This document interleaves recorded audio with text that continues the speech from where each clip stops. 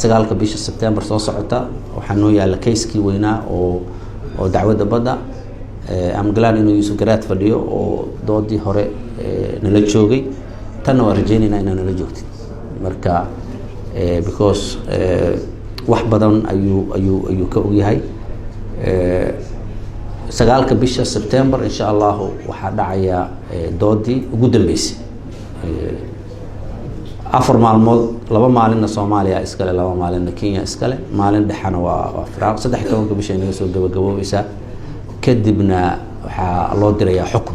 this is the final stage waa marka xukun baa loo dirayaa marka wixii ka dambeeya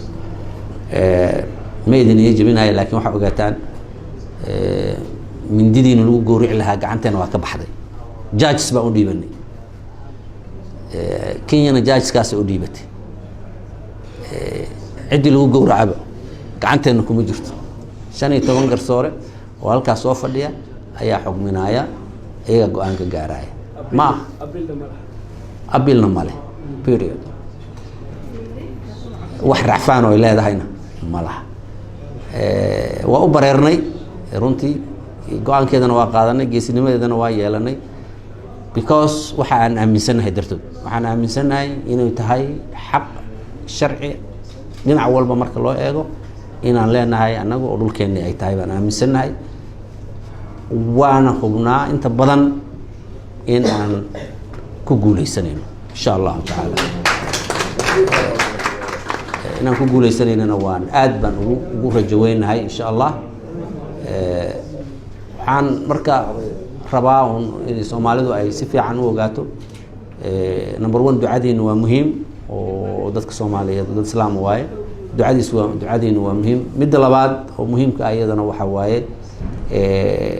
inaan u midowno qadiyada noocaas oo kala oo la siyaasadeynin oo aan muxuu ah ay sheeg loo fiirinin waxyaabo kale oo la qabyaaladeynin mashaakilaadkeena waa garanaynaa inaan mashaakilaadkeena laga leexiyo issue-gaas oo loo arko issue Soomaaliya oo dhan mideynaya loo mideysan yahay haddii aan isku uurnahay oo isku kalsooninahay waxaan aaminsanahay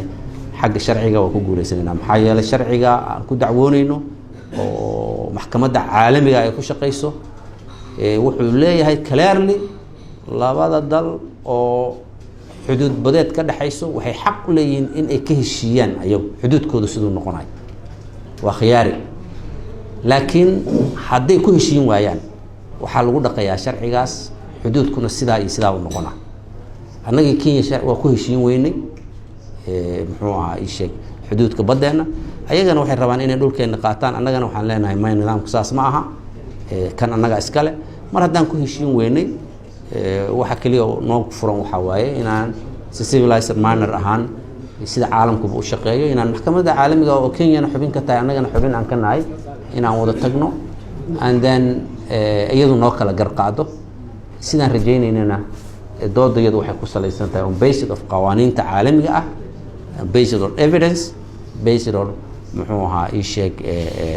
reality based on geographically everything and that's why we believe inaan ku guuleysan doono